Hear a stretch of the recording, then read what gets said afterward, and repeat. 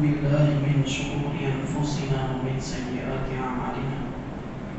من يهده الله فلا مضل له ومن يضلله فلا هادي له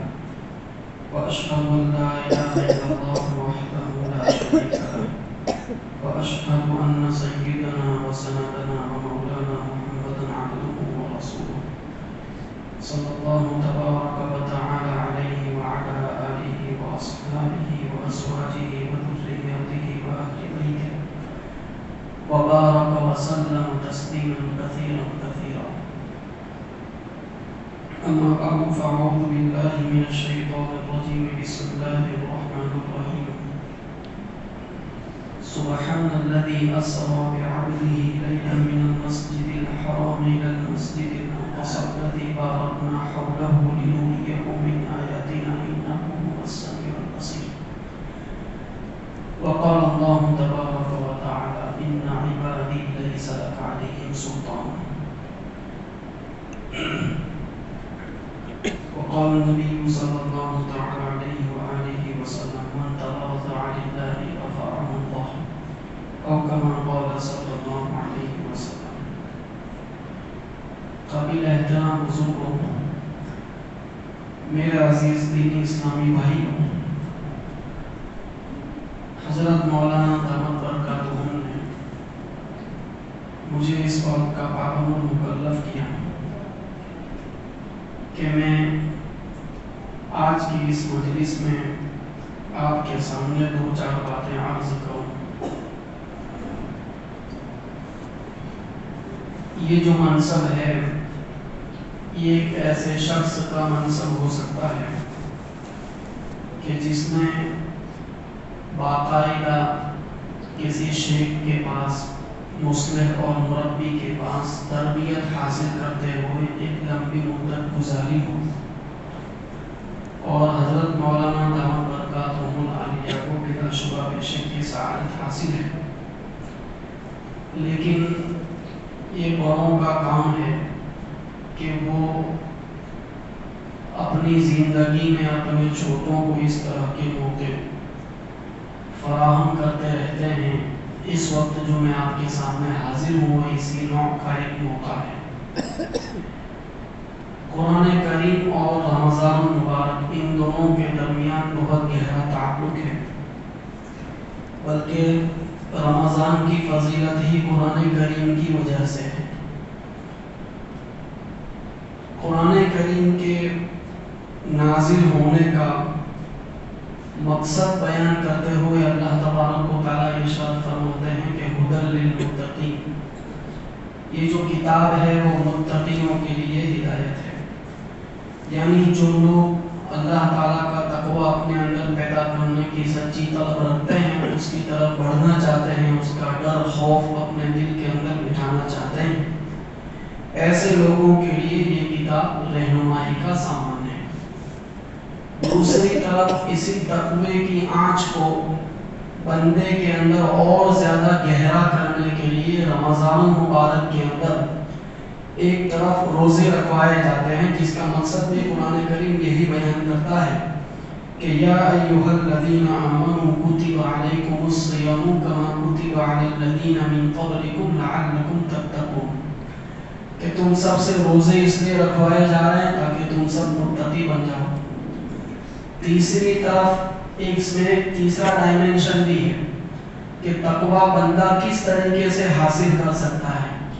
تو اس کے تیسرے پہلو کو قرآن کریم بیان کرتے ہوئے کہتا ہے کہ یا ایھا الذین آمنوا اتقوا اللہ وکونوا مع الصادقین،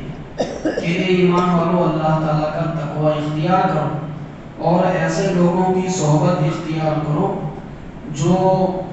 اپنے قول کی سچے ہیں، جو اپنے عمل کے اندر سچے ہیں، جو اللہ تعالیٰ کے ساتھ اپنے تعلق میں سچے ہیں، جو اپنے حال کے اندر سچے ہیں، ایسے لوگوں کی صحبت اختیار کرو. تو میرے بزرگوں،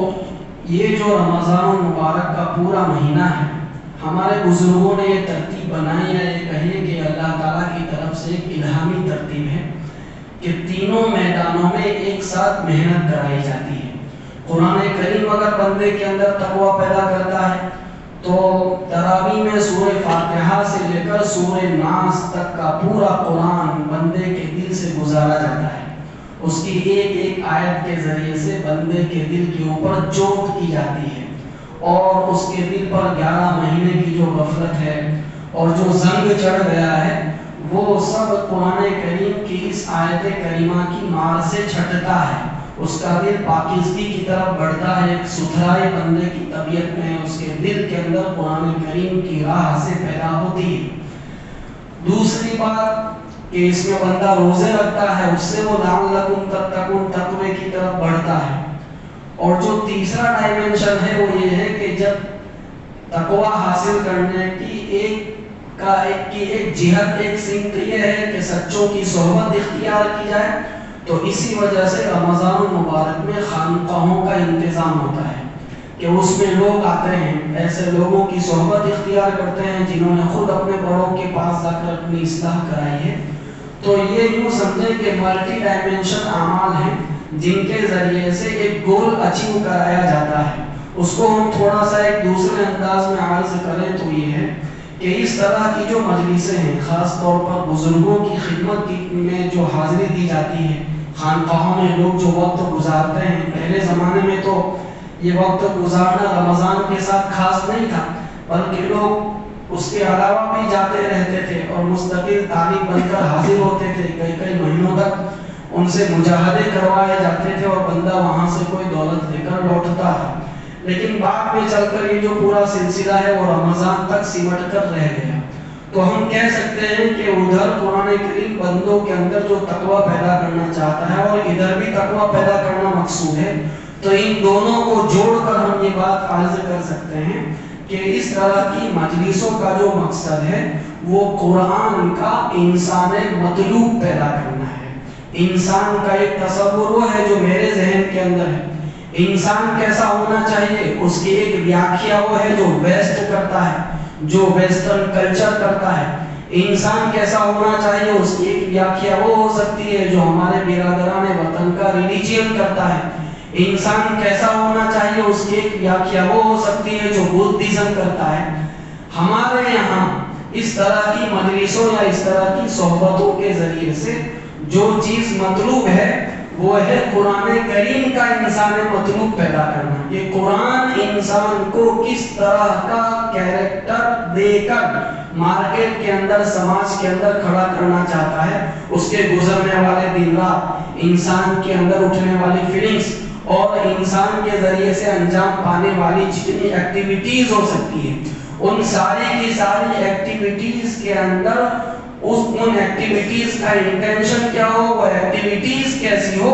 وہ سب کی سب ایک قرآنی سانچے کے اندر ڈھلی ہوئی ہو. یہ وہ مقصود ہے جو اس طرح کی مجلسوں کا سب سے بڑا مقصد کہا جا سکتا ہے. اب اگر ہم اس آئینے میں دیکھتے ہوئے قرآن کریم کی طرف جاتے ہیں کہ آخر وہ قرآن کریم کا انسان مطلوب کیا ہے جو قرآن ہمیں بنا کر مارکیٹ میں باہر کھڑا کرنا چاہتا ہے, تو اس پورے انسان مطلوب کو جس ایک لفظ کے اندر سمیٹا جا سکتا ہے, اس کو سنکرونائز کر کے جس ایک ورڈ کے اندر بیان کیا جا سکتا ہے, وہ یہ ہے کہ قرآن کریم انسان کو عبد بنا کر سماج میں کھڑا کرنا چاہتا ہے. عبد کیا ہے؟ انسان دنیا میں آتا ہے تو دنیا میں آنے کے بعد جس طریقے سے اس کے ماں باپ کے ساتھ اس کا ایک رشتہ قائم ہوتا ہے, وہ بیٹے ہونے کا رشتہ ہے, اس کی بیوی کے ساتھ ایک رشتہ قائم ہوتا ہے, وہ شوہر ہونے کا رشتہ ہے, بھائی کے ساتھ ایک رشتہ قائم ہوا, بہن کے ساتھ ایک رشتہ قائم ہوا, اگر وہ تجارت کرتا ہے اس کے پارٹنر کے ساتھ اس کا ایک رشتہ قائم ہوا کہ یہ اس کا پارٹنر ہے. اسی طریقے سے اس پہلو کو جب ہم اللہ تعالیٰ کی طرف نگاہ کرتے ہوئے سوچتے ہیں تو دنیا میں ہمارے پیدا ہونے کے بعد ہمارا ایک رشتہ وہ ہے جو اللہ تعالیٰ کے ساتھ قائم ہوتا ہے. اس رشتے کو عام لفظ کے اندر, عام بھاشا کے اندر عبد کہا جاتا ہے کہ ہم بندے ہیں. تو اب قرآن کریم یہ چاہتا ہے کہ یہ بندہ ہونے کا جو پہلو ہے وہ پہلو انسان کے اندر اپنی فائنلٹی کے ساتھ ظاہر ہو. اب میں تھوڑی سی اس کی وضاحت آپ کی خدمت میں پیش کرتا ہوں کہ عبد کیا ہے, عبدیت کیا ہے اور قرآن کریم کا وہ مطلوب انسان کیا ہے جہاں تک قرآن ہمیں لے جانا چاہتا ہے۔ حضور نبی اکرم صلی اللہ علیہ وسلم کے لیے اسی لفظ کو سب سے زیادہ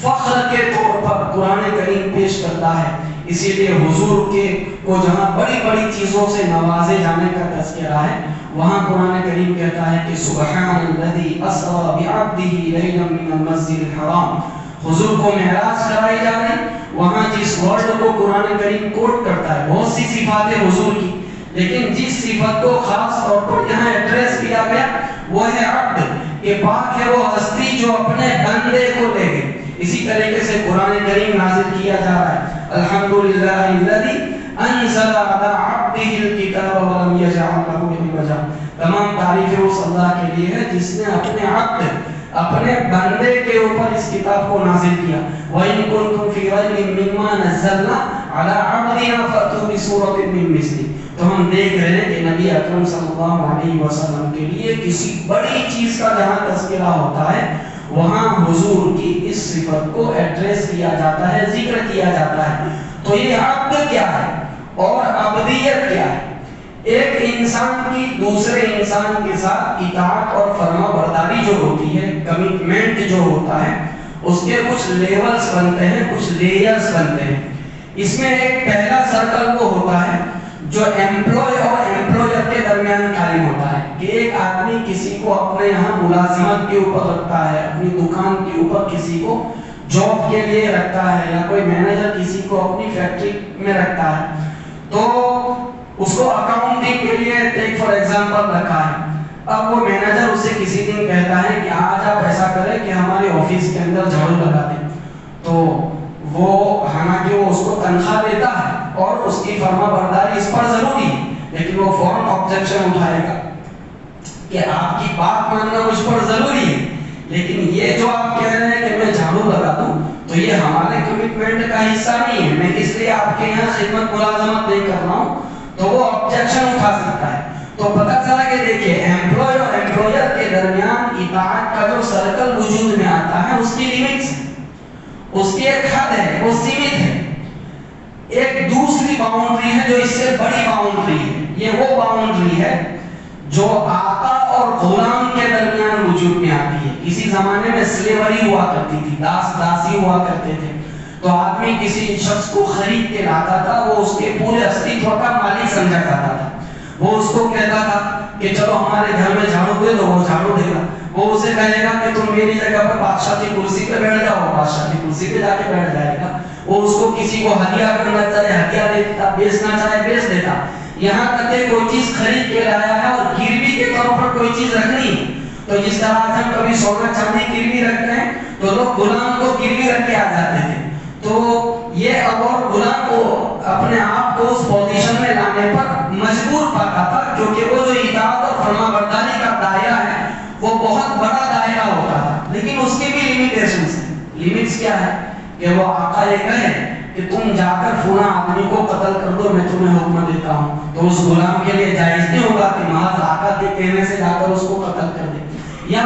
اس آقا کے لیے یہ بات جائز نہیں ہوگی کہ خود وہ اس غلام کو قتل کر دے، وہ اس کی جان کا مالک نہیں ہو سکتا تھا۔ تو دیکھیں یہاں پر غلام کے اوپر آقا کی اطاعت فرما برداری ضروری ہے، لیکن اس کی باؤنڈریز ہیں۔ ایک تیسرا دائرہ ہے، یہ دائرہ وہ ہے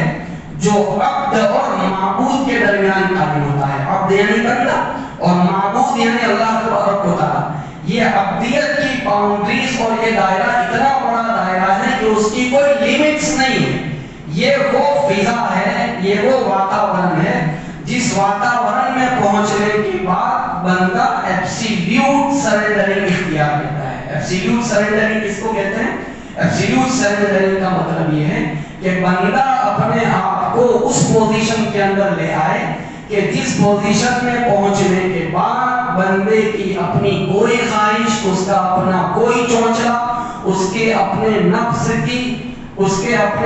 کا کوئی داعیہ، کوئی جذبہ اس کے اندر باقی نہ رہے، بلکہ اس کی ساری بھاونائیں، اس کی دن رات کی ساری ایکٹیویٹیز، اس کی زندگی کا ایک ایک لمحہ وہ سب کا سب اللہ تبارک و تعالیٰ کے لیے خاص ہو جائے، اسی کے لیے ڈیڈیکیٹڈ ہو جائے، اس کے لیے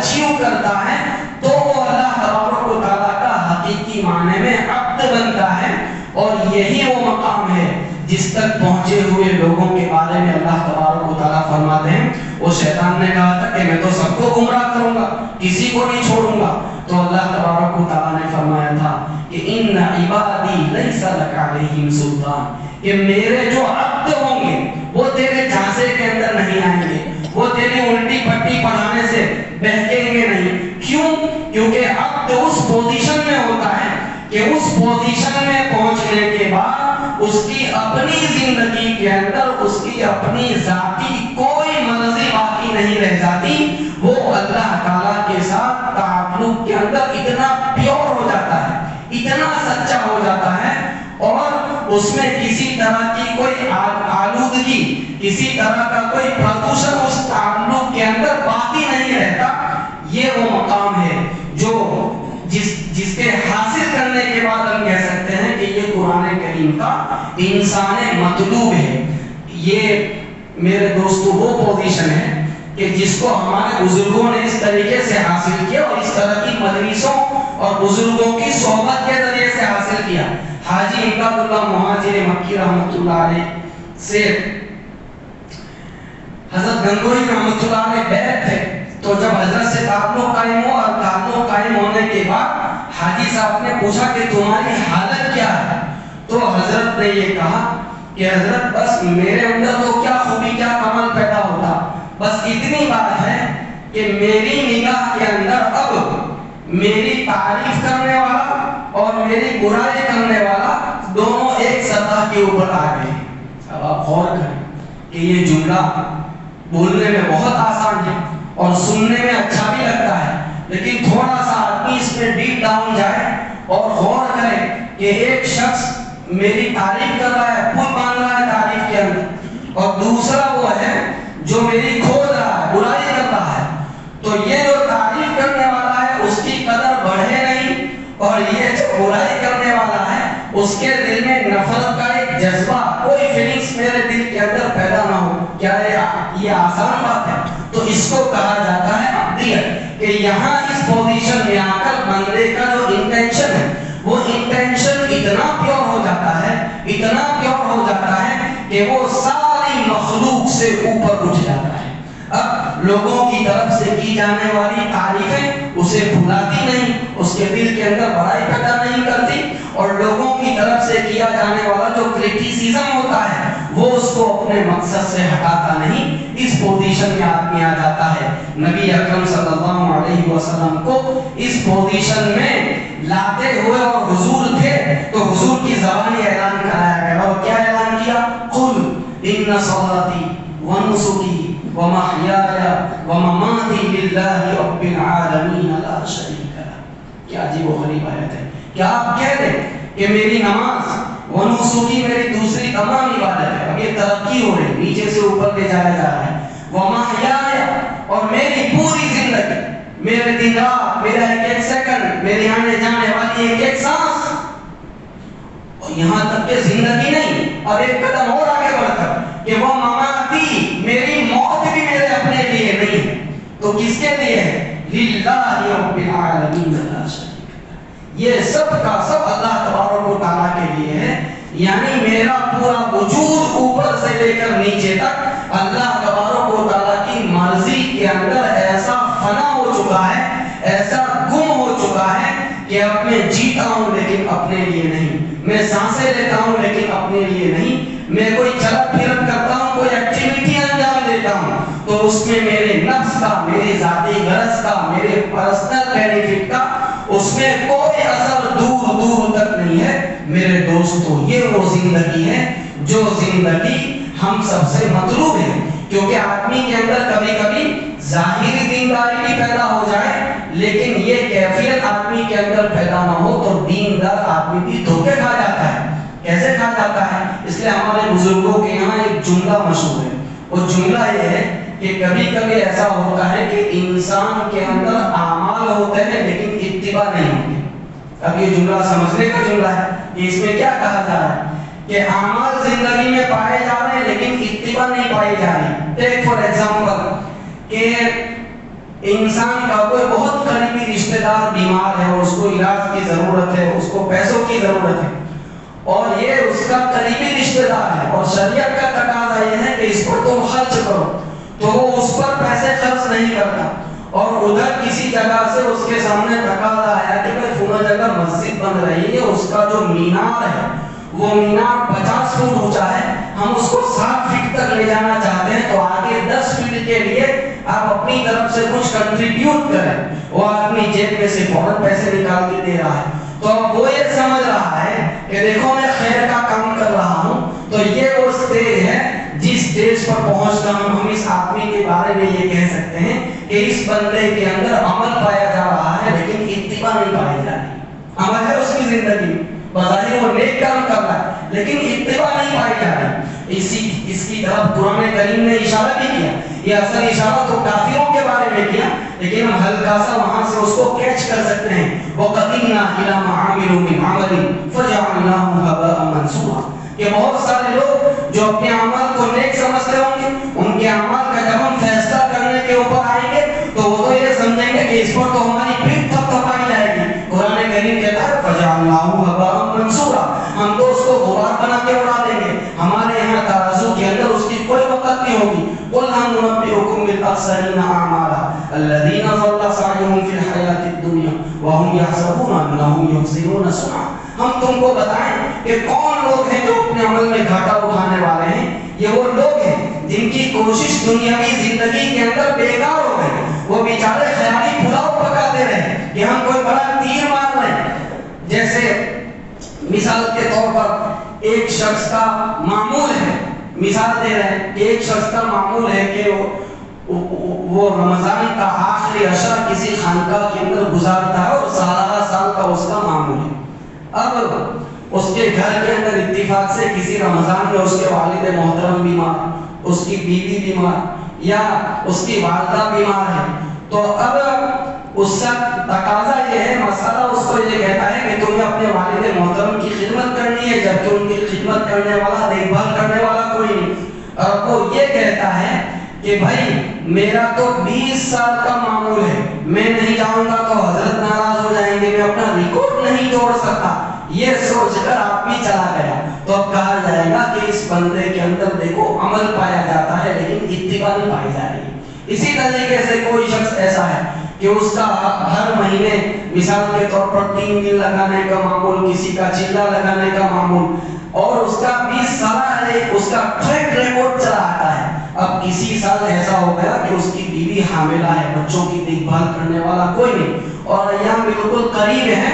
اور اس کی ضرورت ہے، اس کا گھر میں رہنا ضروری ہے. لیکن اب وہ یہ کہتا ہے کہ نہیں، جو کچھ ہو جائے میرا تو یہ جو 20 سالہ ریکارڈ ہے وہ 20 سالہ ریکارڈ ٹوٹنا نہیں چاہیے. آدمی اپنے ریکارڈ کو بچانے کے لیے چلا گیا لیکن شریعت کو توڑ گیا. تو اس آدمی کے بارے میں کہا جائے گا کہ آپ کی زندگی میں عمل پایا جاتا ہے لیکن آپ کی زندگی میں اطاعت نہیں پائی جاتی، آپ کی زندگی میں اتباع نہیں پائی جاتی. اسی طریقے سے اب کوئی میرے جیسا 18-19 سالہ بچہ ہے، اس کو پڑھنے کا شوق پیدا ہو گیا، وہ ادارے کے اندر آ گیا. اب اس کے گھر میں کمانے والا کوئی نہیں، ماں بیچاری بیوہ ہے اور کوئی سہارا نہیں اور پریشان ہے. اب شریعت اس سے یہ تقاضا کرتی ہے کہ تم گھر رہو، اپنے گھر کے لوگوں کے لیے کما کر دو. اور وہ کہتا ہے کہ نہیں، علم حاصل کرنا بہت بڑی عبادت ہے، میں تو حاصل کر کے رہوں گا چاہے گھر میں فاتحہ ہے، چاہے وہاں پر جو حالات گزر جائیں. تو اب اس بندے کے بارے میں بھی یہی کہا جائے گا کہ دیکھو تمہاری زندگی میں عمل پایا جاتا ہے، اتباع نہیں پائی جاتی. تو انسان کا جو نفس ہے نا، ہوس چھپ چھپ کے سینوں میں بنا دیتی ہے تصویریں. تو انسان کا جو نفس ہے وہ بڑا چور ہے. وہ آدمی جب کسی عمل کے اوپر آمادہ ہوتا ہے تو شیطان چاہتا ہے کہ وہ کرے ہی نہیں، کرنا چاہتا ہے تو پھر شیطان یہ چاہتا ہے کہ اس کا رخ اس طریقے سے پھیر دیا جائے کہ وہ اس کو نیکی سمجھتا رہے اور حقیقت میں وہ اس کے حق میں وہاں جا کر قیامت کے دن نیکی کے طور پر ظاہر نہ ہو. تو ان ساری بھول بھلائیوں سے بچ بچا کر اس سٹیج تک پہنچ جانا جس سٹیج پر پہنچنے کے بعد میں اپنے تعلق میں اللہ تبارک و تعالیٰ کے ساتھ اتنا سچا بن جاؤں، اتنا سچا بن جاؤں کہ خود شریعت بھی میرے لیے میرا شوق پورا کرنے کا ایلیمنٹ نہ رہ جائے، بلکہ میں اس اطاعت فرما برداری کے ماحول میں اپنے آپ کو لے جا کر کھڑا کر دوں جہاں میرے جتنے اعمال ہیں ان سارے کے سارے اعمال کا جو انٹینشن ہے وہ انٹینشن بالکل پیور ہو جائے اور اس میں اللہ تعالیٰ کی مرضی کے علاوہ کوئی دوسرا نیگیٹو ایلیمنٹ اندر شامل نہ ہو، تو یہ وہ مقام ہے جس مقام کو مقام عبدیت کہا جاتا ہے۔ اور یہی پہنچنے کے بعد اللہ تعالیٰ کے ساتھ بندے کا وہ تعلق قائم ہوتا ہے جس کو ہم نسبت کہتے ہیں، کہ اس شخص کو اللہ تعالیٰ کے ساتھ ایک نسبت حاصل ہو گئی ہے۔ اور یہ نسبت بندہ محنت کر کے جب اس کو اچیو کر لیتا ہے اور اللہ تعالیٰ جب یہ نسبت دے دیتے ہیں تو بڑی پتے کی بات لکھی ہے حضرت تھانوی رحمۃ اللہ علیہ نے کہ جس طرح پھل پکنے کے بعد پھر کچا نہیں ہوتا اور آدمی بالغ ہونے کے بعد دوبارہ نابالغ نہیں ہوتا، اسی طریقے سے اللہ تعالیٰ جب کسی بندے کو محنت کے نتیجے میں اپنی یہ نسبت عطا کر دیتا ہے تو پھر اللہ اسے چھینتا نہیں ہے، واپس نہیں دیتا، اسے اچک لیا جاتا ہے۔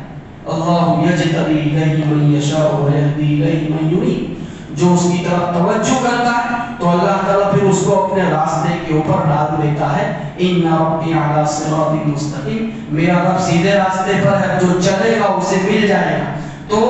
یہ وہ کیفیت ہے جو پیدا کرائی جاتی ہے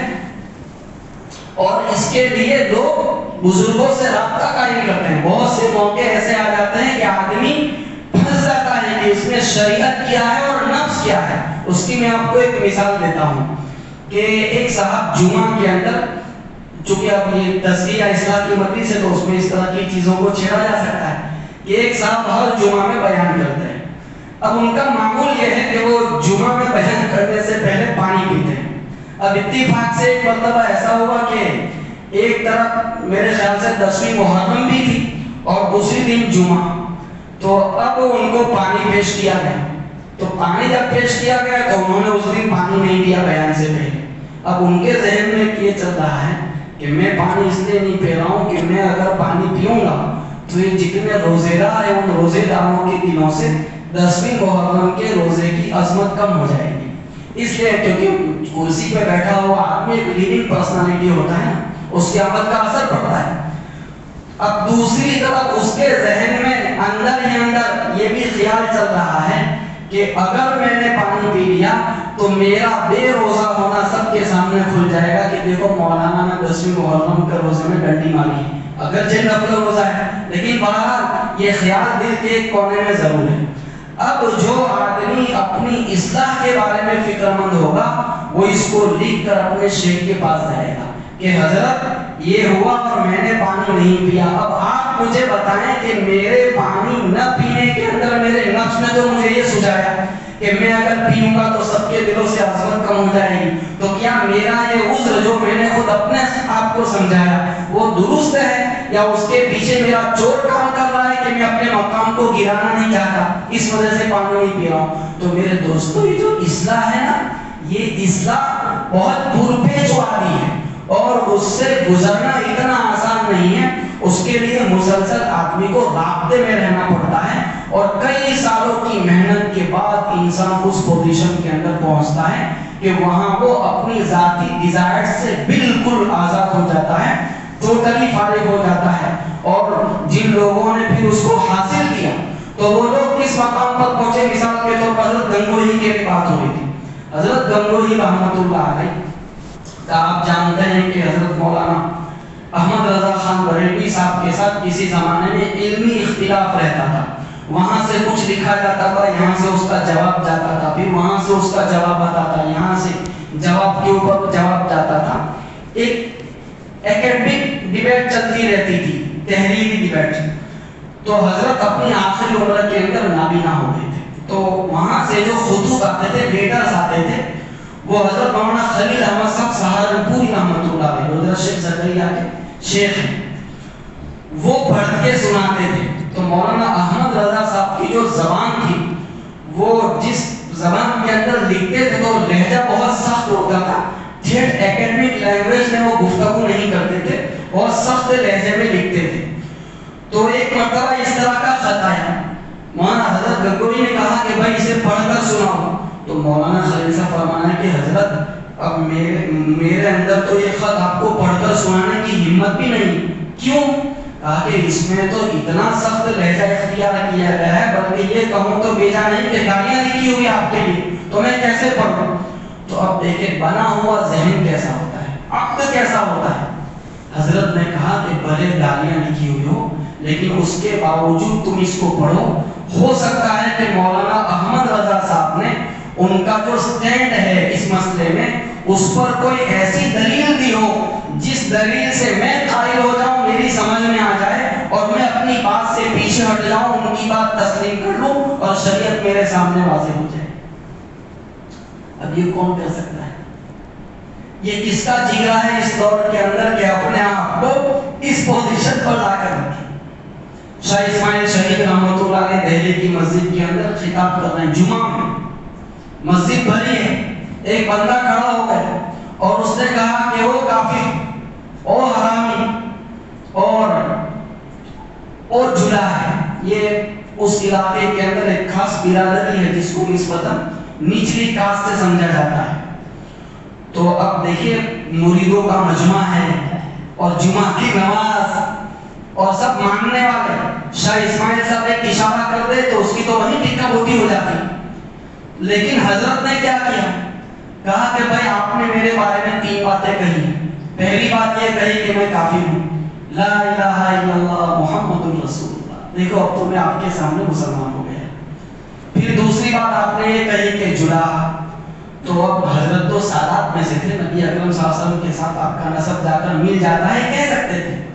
لیکن کہا کہ دیکھیے جراحا ہونا تو اللہ تعالیٰ کے نزدیک کوئی عیب کی بات نہیں ہے. ان اکرمکم عند اللہ اتقاکم، انسان ہونے کے ناطے تو سب برابر ہے. تیسری بات آپ نے مجھے یہ کہی کہ حرام. اب یہ کتنی خطرناک گالی ہے کہ گویا والدہ کے کیریکٹر کے اوپر سوال اٹھا دیا اس نے لفظ کہہ کر. لیکن اس سے یہ کہہ رہے ہیں کہ دیکھیے ایسی بات ہے کہ ہمارے والدین کے الحمدللہ باقاعدہ نکاح ہوئے ہیں اور فلاں قاضی صاحب نے پڑھائے ہیں، وہ بھی زندہ ہے، اور نکاح کے جو گواہ ہیں وہ بھی زندہ ہے، فلاں جگہ رہتے ہیں، آپ جا کر تحقیق کر سکتے ہیں. میں حرام کی اولاد نہیں. وہ آدمی پانی ہوئے. تو اب یہ آسان ہے؟ نہیں، یہ اس رگڑائی کا نتیجہ ہے جس سے بندہ بزرگوں کی صحبت کی برکت سے اپنے آپ کو گزار کر اس پوزیشن کے اندر لے جاتا ہے. حضرت شیخ الہند رحمۃ اللہ علیہ سبق پڑھا رہے تھے، گرمی ہونے لگی. کہا چلو بچوں غسل کر کے آتے ہیں، گرمی ہو رہی. تو سب کو طلبا کو لے کر تالاب کی اور غسل کرنے کے لیے چلے گئے. اب غسل کر رہے تھے، کوئی بنگال کا طالب علم تھا، وہ حضرت میں آپ کی پیٹھ جو ہے پشت صاف کر دیتا ہوں. تو اس کو رگڑنے لگا اور اتنی بے دردی سے رگڑنے لگا کہ خراش پڑ گئی. اتنا بڑا آدمی لیکن کہ بیچارہ محبت میں رگڑ رہا ہے، اس کا انٹینشن ٹھیک ہے، کام غلط کر رہا ہے. تو بس اس کی محبت کی رعایت میں اس کو کچھ نہیں کہا، اسے کرنے دیا. یہ ضبط بھی کہاں سے لائے آدمی؟ یہ ضبط بھی اسی تربیت سے آتا ہے. اچھا پھر کیا ہوا؟ اب جب واپس لوٹنے لگے تو اس کی اصلاح بھی تو کرنی تھی. تو اتفاق سے جب راستے میں لوٹنے لگے تو راستے میں کوئی ایک سانڈ تھا جس کی جو کھانڈ ہوتی ہے، کھانڈ جس کو ہم گجراتی میں کہتے ہیں، وہ کسی نے چھیل لی تھی. تو کسی نے کہا کہ حضرت یہ سانڈ کی تو کسی نے کیا گھر بنا رکھی ہے. تو حضرت نے پھر بہت آہستہ سے کہا کہ بھائی کسی بنگالی کا کام لگتا ہے. تو یہ کہہ کر اس کی اصلاح بھی کر دی. لیکن جب وہ کر رہا تھا اس وقت ضبط کر گئے. تو ہمارے بزرگوں نے، میں بہت دور کی بات ہی نہیں کر رہا ہوں کہ کوئی 500 سال 800 سال 900 سال پہلے بزرگ کے واقعات ہیں، یہ سب 100-150 سال کی پوری تاریخ ہے. تو دیکھیں تربیت سے، صحبت سے ایسا بندہ تیار ہوتا ہے. اب سوچے کہ سوسائٹی میں جینے والا ہر بندہ اس کیفیت کے اوپر جیتا ہو تو اس سوسائٹی میں، اس سماج میں کوئی جھگڑا نہیں ہوگا، وہاں کوئی اختلاف نہیں اٹھے گا. تو ابدیت اس کو کہا جاتا ہے اور اس طرح کی مجلسوں کے ذریعے سے اسے پیدا کیا جاتا ہے. اللہ تبارک و تعالی ہم سب کو یہ سعادت نصیب فرمائے اور ہم سب کو اپنی اپنی حیثیت کے مطابق اللہ تبارک و تعالی اس مقام سے سرفراز فرمائے. آمین یا رب العالمین. وآخر دعوانا الحمدللہ.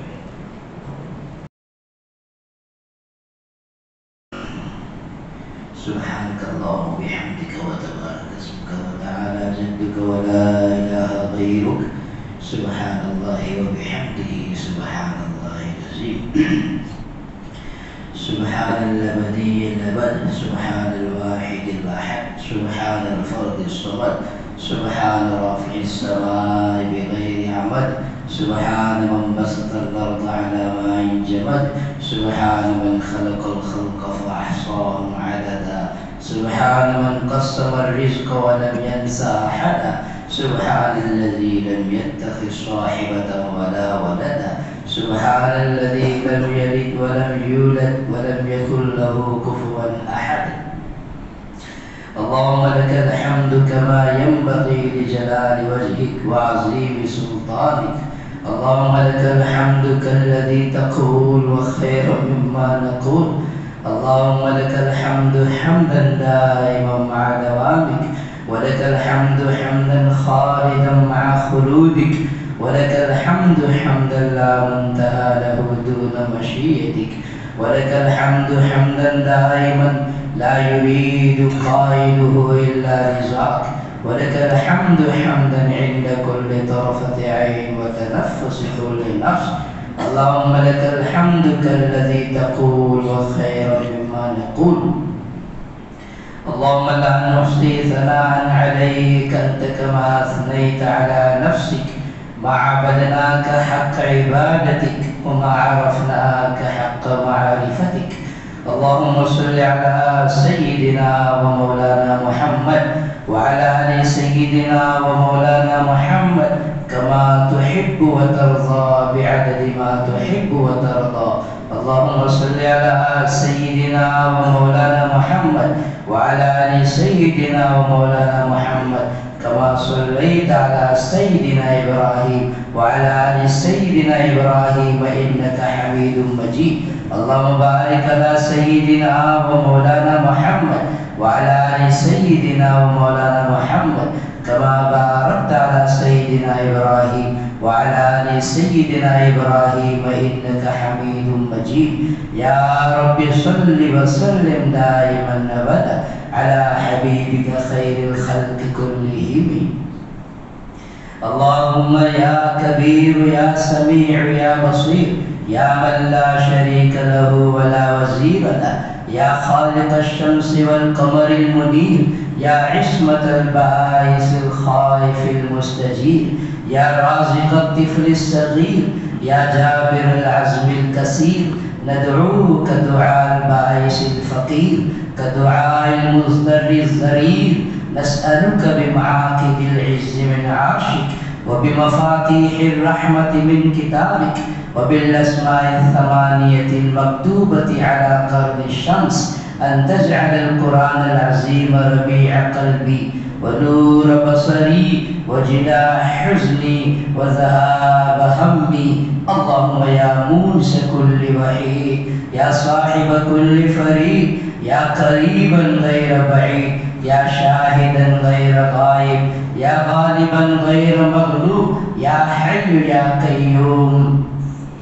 يا ذا الجلال والإكرام، يا نور السماوات والأرض، يا زين السماوات والأرض، يا جبار السماوات والأرض، يا بديع السماوات والأرض، يا عماد السماوات والأرض، يا قيام السماوات والأرض، يا ذا الجلال والإكرام، يا ذا الجلال والإكرام، يا من أظهر الجميل وستر علي القبيح، يا من لا يؤاخذ بالجريرة ولا يهتك الستر، يا عظيم العفو،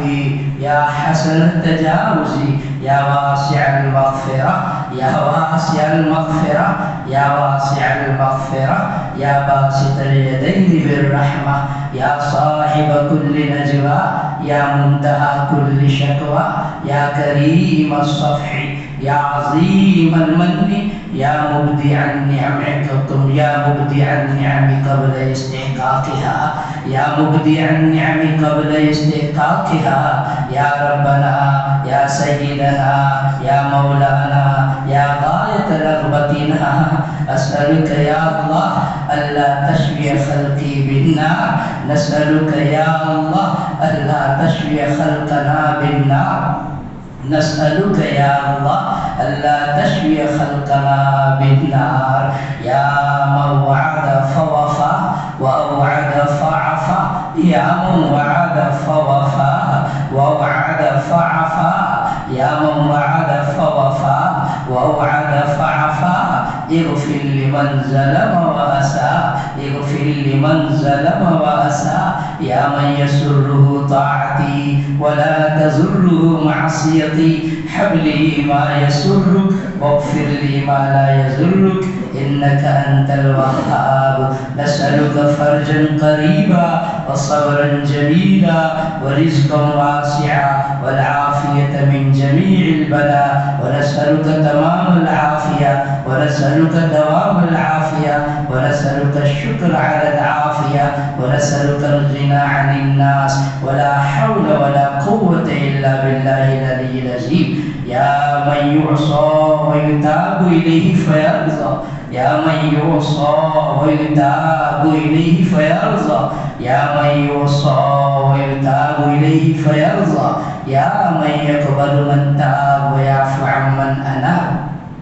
يا أرحم الراحمين يا حنان يا منان يا كريم يا أكرم الأكرمين يا حي يا قيوم برحمتك نستغيث يا ذا الجلال والإكرام يا ذا الجلال والإكرام لا يا ذا الجلال والإكرام لا إله إلا الله الحليم الكريم سبحان الله رب العرش العظيم والحمد لله رب العالمين نسألك موجبات رحمتك وعزائم مغفرتك والغنيمة من كل بر والسلامة من كل إثم لا تدع لنا ذنبا إلا غفرته ولا هما إلا فرجته ولا ضرا إلا كشفته ولا كربا إلا نفسته ولا مرضا إلا شفيته ولا دينا إلا قضيته ولا حاجة من حوائج الدنيا والآخرة هي لك رضا إلا قضيتها يا أرحم الراحمين اللهم إن قلوبنا ونواصينا وجوارحنا بيدك لم تملكنا منها شيئا فإذا فعلت ذلك بنا فكن أنت ولينا واهدنا إلى سواء السبيل اللهم إنا نتوب إليك من المعاصي لا نرجع إليها أبدا لا نرجع إليها أبدا اللهم مغفرتك أوسع من ذنوبنا ورحمتك أرجى عندنا من أعمالنا اللهم إنك عفو كريم رحيم تحب العفو فاعف عنا يا كريم يا كريم يا أكرم الأكرمين یا اللہ ہم سب کے گناہوں کو معاف فرما یا اللہ ہماری خطاؤں سے درگزر فرما زندگی کی ساری بدعمال کو معاف فرما یا اللہ سیئات و حسنات سے مبدل فرما یا اللہ مرد دم تک ایمان اور اعمال صالحہ پر جمع رہنے کی توفیق عطا فرما یا اللہ غسل جنازہ سے پہلے غسل معاصی نصیب فرما یا اللہ کفن پہننے سے پہلے لباس تقوی پہننے کی توفیق عطا فرما یا اللہ اپنی مرضیات پر زیادہ سے زیادہ چلا کر نامرضیات سے ہماری حفاظت فرما نبی پاک صلی اللہ علیہ وسلم کے تینوں حقوق ادا کرنے کی توفیق عطا فرما حق عظمت حق اطاعت حق محبت نبی پاک صلی اللہ علیہ وسلم کے طریقوں کی محبت اور غیروں کی طریقوں کی نفرت ہمارے دلوں میں پیدا فرما اے اللہ اپنی یاد سے ہمارے دلوں کو آباد فرما یا اللہ اپنی اطاعت سے ہمارے دلوں کو سکون عطا فرما نور معرفت سے نور محبت سے نور طاعت سے نور علم و عمل سے نور علم و یقین سے نور قرآن حدیث سے ہمارے ظاہر باطن کو منور فرما اے اللہ دوام ذکر اور دوام طاعت کی توفیق عطا فرما اے اللہ اب تک کی ہماری ساری یا اللہ معصیتوں کو دور فرما اللہ اپنے فضل و کرم سے ہم سب کی مغفرت فرما اے اللہ ہم نے تجھے ناراض کرنے میں کوئی کمی نہیں رکھی ہے اللہ دن رات کی کون سی گھڑی ہے کہ جس کے اندر ہم نے آپ کو ناراض نہیں کیا ہے ہمارے بدن کا کون سا عضو ہے کہ جس کے ذریعے سے ہم نے آپ کی نافرمانیاں نہیں کی ہے یا اللہ معصیت اور گناہ کا کون سا موقع اور مقام ہے کہ جس کو ہم نے ایسے ہی چھوڑ دیا ہو مولا ہم نے ادنا موقع پر بھی یا اللہ نافرمانیاں کی ہیں اللہ ہمارے نام اعمال اللہ ہمارے نام اعمال گناہوں سے بھر چکے ہیں مولا کریم ہم انتہائی پاپی ہیں انتہائی مجرم ہیں اللہ قصوروار ہیں خطا کار ہیں گنہگار ہیں اے اللہ اے اللہ اے اللہ تیری ساری دی ہوئی نعمتوں کو ہم کھاتے رہے پیتے رہے پہنتے رہے برتتے رہے اور آپ ہی کی یا اللہ نافرمانیاں کرتے رہے مولا ہم تو گناہ کرتے کرتے اللہ اس موقع پر پہنچ چکے ہیں زمین پر بسنے والے تمام بنی نوع انسان کے خلاف یا اللہ آسمان کے فرشتے اپیل کرتے ہیں کہ مولا ہمیں اجازت دیجئے ان نافرمانوں پر ہم بجلیاں گرا دیں یا اللہ سات سمندر کا پانی روزانہ تیرے دربار میں اپیل کرتا ہے کہ ہمیں اجازت دیجئے کہ اللہ ان سب کو ہم غرقاب کر دیں اور یا اللہ زمین تجھ سے روزانہ یا اللہ اپیل کرتی ہے کہ اجازت دیں ہمیں پھٹ جاؤں اور ان سب کو اپنے اندر سمو لوں یہ اللہ کریم فضل فرمایا اللہ آپ نے فضل کا معاملہ کیا یا اللہ ابن القیم رحمۃ اللہ علیہ نے یا اللہ ایک اثر کے ضمن میں لکھا کہ ان ساری اپیلوں کے جواب میں آپ ارشاد فرماتے ہیں آسمان کے فرشتوں یہ سات سمندر کے پانیوں اور یہ زمین اگر میرے نافرمان بندوں کو تم نے پیدا کیا ہے تو تمہیں اختیار ہے تم جو چاہو معاملہ کر سکتے ہو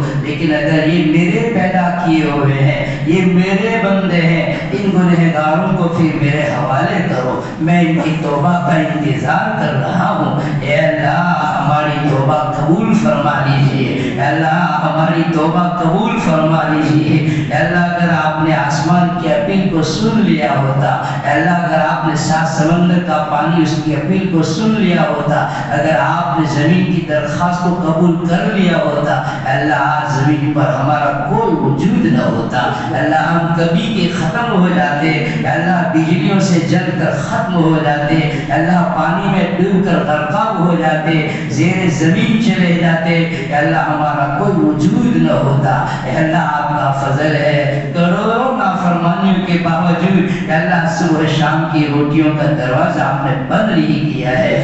اللہ آپ نے فضل کا معاملہ کیا ہے آپ نے ہمارے ساتھ عفو درگزر کا معاملہ فرمایا ہے اللہ آپ نے ہمارے ساتھ ستاری کا معاملہ فرمایا ایک نعمت کا دروازہ آپ نے بند نہیں فرمایا آسمان کا سائبان باقی رکھا ہے زمین نے ہمیں تھامے ہوئے ہے اللہ آفتاب اور مہتاب اور ستاروں کی روشنیاں ہو بہو منوان اللہ موجود ہے زندگی کی سانسیں چل رہی ہے ٹھنڈی ٹھنڈی ہوائیں درختوں سے آ رہی ہے اے اللہ کریم ہماری آنکھوں کی بینائی درست ہے صحیح سالم ہے اللہ کانوں کی سماعت بھی درست ہے زبان کی گویائی بھی اپنی جگہ پر ہے اللہ ہاتھوں کی قوت باطشہ بھی اپنی جگہ پر موجود ہے اللہ پاؤں کی قوت معاشیہ بھی درست ہے اللہ دماغ کی قوت حافظہ بھی محفوظ ہے اللہ پیٹ کی قوت ہاضمہ بھی محفوظ ہے اے اللہ تیری کون کون سی نعمت کا ہم شکر ادا کریں اے اللہ ہزاروں گناہوں کے باوجود آپ نے ہماری اس ایک نعمت کو بھی سلب نہیں فرمایا اے اللہ ہم راتوں میں آپ کی نافرمانیاں کر کے سوتے ہیں اے اللہ راتوں میں ہم آپ کی نافرمانیاں کر کے سوتے ہیں موبائل پر ناجائز حرام لذتیں لے کر سوتے ہیں اے اللہ بد نظری کر کے سوتے ہیں اے اللہ غلط میسیج کے ذریعے سے اے اللہ کریم غلط قسم کی حرکتیں کر کے سوتے ہیں اے اللہ کریم سونے کی دعائیں بھی ہمیں یاد نہیں رہتی ہے ایسی غفلت کی نیند ہم سو جاتے ہیں یا اللہ لیکن آپ ہمارے چاروں طرف اپنا حفاظتی پہرا بٹھا دیتے ہیں یا اللہ حفاظتی پہرا بٹھا دیتے ہیں وکیل بالمؤمنین مئۃ وستون ملکا 160 فرشتوں کا پہرا ہمارے ارد گرد ہوتا ہے یا اللہ ہم صبح میں جب اٹھتے ہیں ہمارا سارا بدن تندرست صحیح سالم ہوتا ہے اور یا اللہ ہماری آنکھوں میں ایک معمولی نیند کا جو خمار تھا جس کی وجہ سے ہماری آنکھوں میں سوزش اور جلن کی کیفیت تھی اللہ آپ نے اس کو بھی فرما دیا کہ وَجَعَلْنَا نَوْمَكُمْ سُبَاتًا ہم نے تمہارے سونے کو راحت کی چیز بنایا. مولا ہم آپ کی کون کون سی نعمت کا شمار کریں. اللہ ایک سانس ہی کو لے لیجیے. اللہ 24 گھنٹے میں 24,000 مرتبہ ہماری سانس آ رہی ہے جا رہی ہے. سانس اندر کو جاوے مستقل نعمت ہے, سانس باہر کو آنکھیں سے نکل جاوے بڑی اور مستقل نعمت ہے. اللہ ایک وقفے میں 2 نعمتیں ہیں. اللہ ایک نعمت پر ایک مرتبہ بھی اگر ہم اللہ بولتے 2 مرتبہ بولنا چاہیے تھا. 24,000 مرتبہ کم سے کم اللہ کا لفظ ہماری زبان سے نکلنا چاہیے تھا. مولا معاف فرما دے, ہم سے تو 5 وقت کی نمازیں بھی نہیں ہو رہی ہے. اللہ 5 وقت کی نمازیں بھی نہیں ہو رہی ہے. اللہ تلاوت قرآن بھی نہیں ہو رہی ہے. مولا کریم شکر کے تو الفاظ بھی نہیں نکل رہے ہیں. اے اللہ کریم روزے بھی کئی لوگ ہیں کہ جو ضائع کر رہے ہیں. اللہ روزہ خور کی لوگوں کی بھی کوئی کمی نہیں ہے. مولا کریم اے اللہ ہمارے ساتھ وہ معاملہ فرما لیجئے جو آپ کی شان ہے. ہمارے ساتھ وہ معاملہ نہ فرمائیے جس کے ہم مستحق ہو چکے ہیں. اللہم لا تعاملنا بما نحن اہل وعاملنا بما انت اہل. انت اہل التقوی واہل المغفرۃ والکرم والجود والاحسان. اے اللہ ہماری مغفرت فرما دیجئے. اللہ ہمیں معاف کر دیجئے. اللہ ہم سچی اور پکی توبہ کرتے ہیں. اللہ آج آپ سے وعدہ کرتے ہیں اللہ آپ کے گھر میں بیٹھ کر انسانین کی حاضری میں بیٹھ کر حفاظ اور علماء کی موجودگی میں اللہ امت المسلمین کی اس حاضری میں اللہ ہم آپ سے وعدہ کرتے ہیں اب کے بعد کوئی گناہ نہیں کریں گے. اللہ اس کی استقامت کا ہم آپ سے سوال کرتے ہیں. اللہ ہمیں توبہ نصوح نصیب فرما دیجیے. توبہ نصوح پر ہمیں استقامت عطا فرما دیجیے. اللہ عافیت کے سارے میں گناہوں کی دلدل سے نکال لیجیے. اطاعت کی شاہراہ پر ہمیں دھامزن کر دیجیے. مولا ہماری پیشانی پکڑ کر ہمیں اطاعت پر لے آئیے. لن تطاع الا باذنک, لن تطاع الا باذنک, لن تطاع الا باذنک. آپ کی اجازت کے بغیر آپ کی اطاعت نہیں ہو سکتی ہے. ولن تعصى الا بعلمک, کہ آپ کے علم کے احاطے سے باہر رہ کر کوئی آپ کی نافرمانی نہیں ہو سکتی ہے. تطاع فتشکر, آپ کی عبادت ہوتی ہے آپ اس کی قدر فرماتے ہیں. وتعصى فتغفر, آپ کی نافرمانی ہوتی ہے تو آپ مغفرت فرماتے ہیں. اے اللہ ہم سب کی مغفرت فرما دیجئے. ہمارے ماں باپ کی, بھائی بہنوں کی, رشتہ داروں کی, اعزاء اقرباء, متعلقین منسلکین, دوست احباب کی, ہمارے جمیع اساتذہ ان کے متعلقین کی, اور یا اللہ ہمارے اللہ تختی سے لے کر الفبا کی تختی سے لے کر بخاری شریف تک ہم نے جن جن اساتذہ سے پڑھا ان تمام اساتذہ اور ان کے سبھی متعلقین کی بار بار مغفرت فرما دیجیے. اللہ جو دنیا میں ہے ان کی عمروں میں عافیت کے ساتھ برکت عطا فرمائیے. جہاں کہیں ہیں انہیں آباد و شاداب رکھیے, انہیں خوش و خرم رکھیے, انہیں خوش رکھیے. اللہ صحیح سالم تندرست رکھیے. اللہ دین کے مقبول تمام شعبوں میں انہیں قبولیت عطا فرمائیے. جو ہمارے اساتذہ جوار رحمت میں ہے مولا ان کی بھرپور مغفرت فرما دیجیے.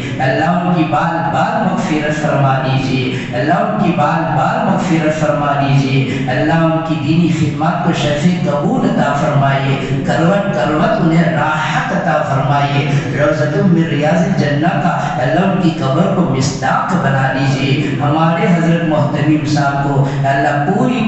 اللہ ان کی مغفرت فرما دیجیے. یا اللہ ان کے علاوہ جتنے ہمارے اساتذہ جو آپ کی جوار رحمت میں پہنچ چکے ہوں سب کی بھرپور مغفرت فرما دیجیے. جنت الفردوس میں اعلیٰ مقام نصیب کیجیے. یا اللہ کریم جمیع ہمارے مشائخ کی بار بار مغفرت فرمائیے. اللہ ہمارے حضرت ہمارے حضرت پوری صحت, عافیت, تندرستی, طاقت قوت توانائیوں سے حضرت کو یا اللہ بھرپور فرما دیجیے، یا اللہ پوری صحت عطا فرما دیجیے، اللہ حضرت کی جو بھی تکلیف ہو یا اللہ اس کو اپنے فضل سے دور فرما دیجیے، پوری عافیت کے ساتھ حضرت کے سایہ عاطفت کو ہم جیسے ناقدروں، ہم جیسے کمزوروں پر اور بالعموم پوری امت پر عافیت کے ساتھ قائم دائم فرمائیے۔ اے اللہ ہمارے اس خانقاہی نظام کو اپنی بارگاہ میں شرف قبول عطا فرمائیے، اے اللہ اس سلسبیل کو قیامت کی صبح تک اللہ قائم دائم فرما دیجیے، وقت وقت پر بہترین رجال کار عطا فرمائیے، بہترین صلحاء، بہترین آپ کے اے اللہ چہیتے پسندیدہ بندوں کو وقت وقت پر یہاں پر یا اللہ نامزد کرتے رہیے،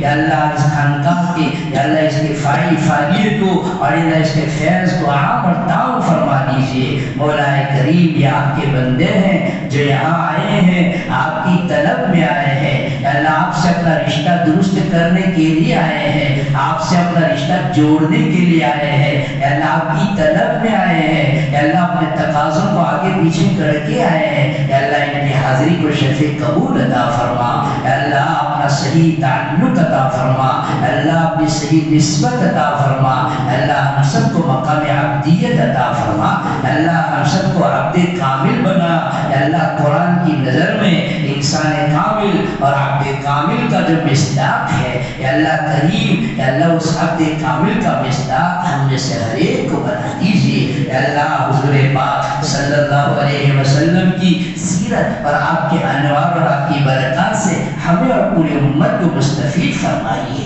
یا اللہ فضل کا معاملہ فرما لیجیے، رحم و کرم کا معاملہ فرما لیجیے، امت مسلمہ جہاں پر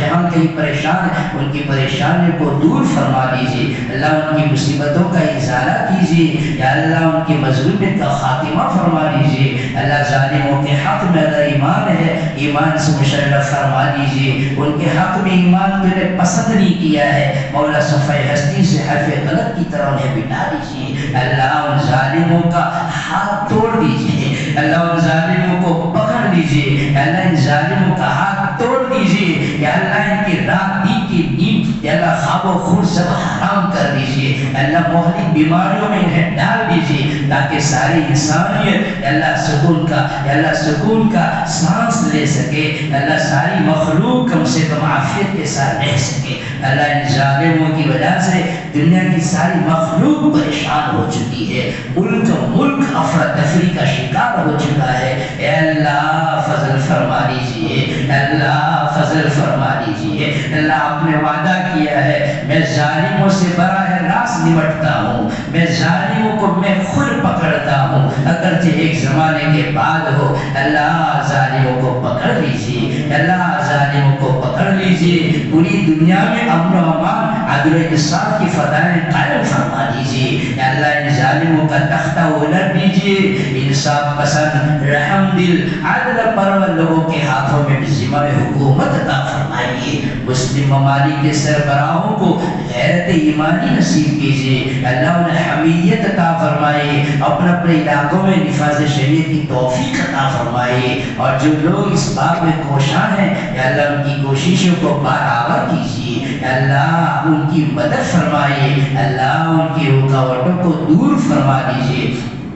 حرمین شریفین کی، مسجد اقصیٰ کی، تمام مساجد کی، مدارس کی، خانقاہوں کی، شاعر دینیہ کی، دعوت و تبلیغ کے مراکز کی، مکاتب قرآنیہ کی، دینی اور ملی تمام تنظیموں کی، یا اللہ بالخصوص ہمارے ہندوستان میں ہمارے اوقاف کی پوری حفاظت فرما لیجیے، اللہ پوری حفاظت فرما لیجیے، اللہ پوری حفاظت فرما لیجیے، مسلمانوں کی جان کی، مال کی، عزت و آبرو کی، ایمان اخلاق ان کے اعمال کی، ان کی عبادات کی، یا اللہ ان کے تمام مناسک کی، یا اللہ ان کی یا اللہ روزگار کی، آل اولاد کی، زمین کی، زراعت تجارت کی، کاروبار کی، دکان مکان کی، ہر سمت سے اللہ حفاظت فرمائیے، اللہ ہر سمت سے حفاظت فرمائیے، اللہ اجڑے ہوں کو آباد کیجیے، اللہ اجڑے ہوں کو آباد کیجیے، اللہ فلسطین کو آباد کر دیجیے، اللہ فلسطین کو پہلے سے بہتر شکلوں میں کھڑا کر دیجیے، اللہ نہت کے چند نوجوان ہیں، اللہ سر بکف ہیں، کأنہم بنیان مرصوص کا مصداق بنا دیجئے اللہ انہیں فتح مبین نصیب کیجئے اللہ انہیں فتح مبین عطا کیجئے اللہ انہیں فتح مبین نصیب کیجئے اللہ مسجد اقصی کی آزادی کے فیصلے فرما دیجئے اللہ مسجد اقصی کی آزادی کے فیصلے فرما دیجئے اللہ مسلمان جہاں کہیں پریشان ہیں ان کی پریشانیوں کو دور فرمائیے اللہ مقروضوں کو قرضوں سے رہائی دیجئے بیماروں کو شفاء کلی عطا فرمائیے یا اللہ کریم مقدمات میں ماخوذوں کو بری فرمائیے یا اللہ جو لوگ جیل خانوں میں پڑے ہوئے ہیں سالوں سے پڑے ہوئے ہیں یا اللہ آنے والی عید میں انہیں شریک کر دیجئے عافیت اور عزت کے ساتھ ان کو بری کر دیجئے یا اللہ جو لوگ اپنے ازدواجی زندگی کی تلخیوں کا شکار ہے یا اللہ ان کی ازدواجی زندگی کو یا اللہ قابل رشک بنا دیجئے یا اللہ خوشگوار بنا دیجئے ساری تلخیوں کو اپنے فضل سے دور فرما دیجئے جوڑ کی شکلیں پیدا فرما دیجئے اللہ جو ماں باپ اپنے اولاد سے پریشان ہے ان کے اولاد کو آنکھوں کی ٹھنڈک بنائیے اللہ جو اولاد اپنے ماں باپ سے پریشان ہے اللہ ان کے ماں باپ کو صحیح سمجھ عطا کیجئے جو شوہر اپنی بیویوں سے یا اللہ جو اپنی بیوی اپنے شوہروں سے یا اللہ نالا ہے یا اللہ ان سب کی شکایتوں کو اپنے فضل و کرم سے دور فرما دیجئے اللہ بے ایمانوں کو ایمان نصیب کیجئے بے نمازوں کو نمازیں نصیب کیجئے بے سہاروں کو سہارا دیجئے بے مکانوں کو مکان عطا فرمائیے بے روزگاروں کو حلال پاکیزہ وسعت و رحمت برکت اور عافیت والا روزگار عطا فرمائیے اللہ بے نکاحوں کا غیب سے انتظام فرمائیے بے اولادوں کو نیک صالح اولاد عطا فرمائیے اللہ آپ نے ہم لوگوں کو بالخصوص ہم یا اللہ ذمہ دار لوگوں کو ہم پڑھنے پڑھانے والے لوگوں کو یا اللہ امامت کرنے والے لوگوں کو اور اسی طرح دین کے دوسرے شعبوں میں جن کو آپ نے جو فرائض منصبی اللہ انہیں حوالے کیے ہیں پوری امانت داری کے ساتھ ان کو پورا کرنے کی ہمیں توفیق عطا فرما اے اللہ فضل کا معاملہ فرما دیجئے اے اللہ وقت موعود پر ہم سب کو خاتمہ بالخیر نصیب فرما دیجئے حسن خاتمہ کی دولت سے مالا مال کیجئے اللہ حسن خاتمہ کی دولت سے مالا مال کیجئے اللہ حسن خاتمہ کی دولت سے مالا مال کیجئے کسی معصیت اور کسی گناہ کی وجہ سے ہمیں ایمان سے محروم نہ کیجئے یا اللہ ہمیں ایمان سے محروم نہ فرمائیے اللہ ہمیں کچھ پتہ نہیں کون سی معصیت کی کیا تاثیر ہوتی ہے اللہ کون سے گناہ کا کیا اثر ہوتا ہے اللہ اس کی تاثیر کتنی دور رس ہوتی ہے مولا ایمان تک کا خاتمہ ہو جاتا ہے مولا کریم کسی معصیت کی وجہ سے اللہ اس کی نحوست سے ہمیں ایمان سے محروم نہ فرمائے ہمیں معاف کر دیجئے اللہ ہمیں معاف کر دیجئے پوری مغفرت فرما دیجئے اور ہمارے ایمان کی سلامتی یا اللہ اس کا فیصلہ فرما دیجئے اللہ ہمیں اور ہماری اولاد قیامت تک کی نسلوں میں اللہ ایمان توحید تقوی علم و عمل کی سلسبیل جاری و ساری فرمائیے اللہ وقت موعود پر خاتمہ بالخیر نصیب فرما دیجئے اللہ شدائد موت سے سکرات الموت سے موت کی سختیوں سے ہماری حفاظت فرما لینا اللہ عافیت والی سہولت والی یا اللہ ساعت اجابت میں یا اللہ ہمیں موت نصیب فرمانا حرمین شریفین کی موت نصیب فرمانا یا اللہ ساعت اجابت میں ہمیں موت نصیب کیجئے یا اللہ کریم جے بقیہ غرقت کا ایک ٹکڑا ہمیں بھی نصیب فرما دیجئے مولا اس حال میں موت نصیب کرنا ہمارے اوپر کسی کا کوئی واجب الادا حق ذمہ ہمارے باقی نہ رہ گیا ہو اے اللہ آپ ہم سے خوش ہوں ہم آپ سے راضی ہوں اے اللہ اس حال میں پیاری موت نصیب فرمانا اے اللہ آسانی والی سہولت والی موت عطا فرمانا ما بعد الموت کے سارے مراحل آسان کر دینا اے اللہ ضبطۃ القبر عذاب القبر سے ہماری حفاظت فرما دینا منکر نکیر کے سوالات کو آسان کر دینا اے اللہ یثبت اللہ الذین آمنوا بالقول الثابت فی الحیات الدنیا وفی الآخرہ کا وعدہ ہم سب کے حق میں پورا فرما دینا اللہ قیامت کی ہولناکیوں تباہکاریوں سے اللہ ذلت و رسوائیوں سے ہم سب کی پوری امت مسلمہ کی حفاظت فرما دینا حضور پاک صلی اللہ علیہ وسلم کے سامنے شرمندہ ہونے سے ہمیں بچا لینا حضور پاک صلی اللہ علیہ وسلم کے دست مبارک سے جام کوثر کا پینا نصیب فرما.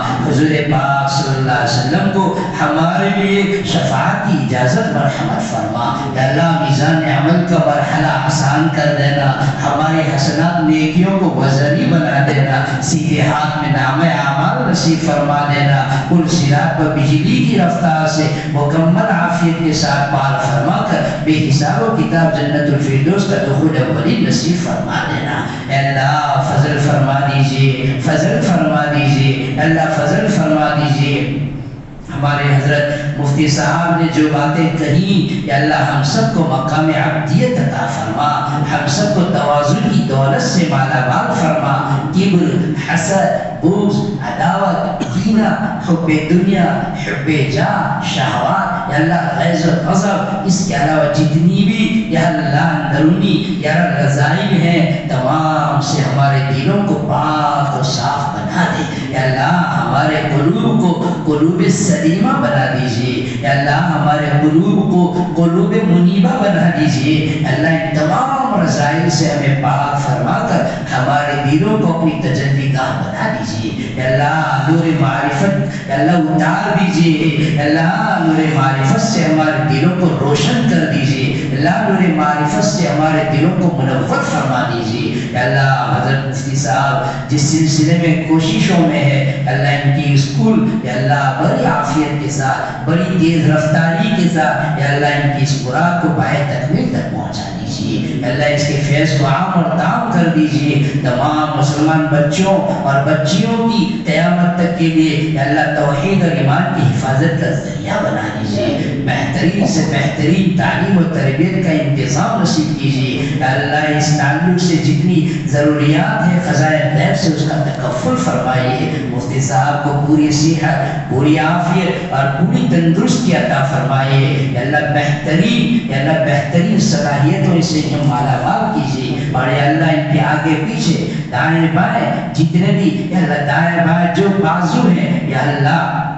ان کے ساتھ کام کرنے والے بہترین انہیں رفقائے کار نصیب کیجیے. اللہ بہترین رفقائے کار نصیب کیجیے. بہترین رفقائے کار نصیب کیجیے. حاسدین کے حسد سے، مکاروں کے مکر سے یا اللہ ریشہ دوانوں کی ریشہ دوانیوں سے یا اللہ مکاروں کی مکاریوں سے یا اللہ ان کی اور ہماری سب کی حفاظت فرما. یا اللہ جو مانگا عطا فرما، جو رہے گا اپنی شان عطا فرما. مولا کریم بہت کچھ مانگنا ہے، ہمیں مانگتے نہیں آتا ہے. حضور پاک صلی اللہ علیہ وسلم نے خیر کی لائن سے جتنی دعائیں فرمائی ہمیں اور پوری امت مسلمہ کو عطا فرما. جن شرور فتن آفات و بلایا بیماریوں سے اللہ پناہ مانگی ہے ہمیں اور تمام مسلمانوں کی ان تمام چیزوں سے یا اللہ حفاظت فرما. جو مانگا عطا فرما دیجیے، جو رہ گا اپنی شان ہماری جھولیوں میں ڈال دیجیے. وصلی اللہ علی النبی الکریم برحمتک یا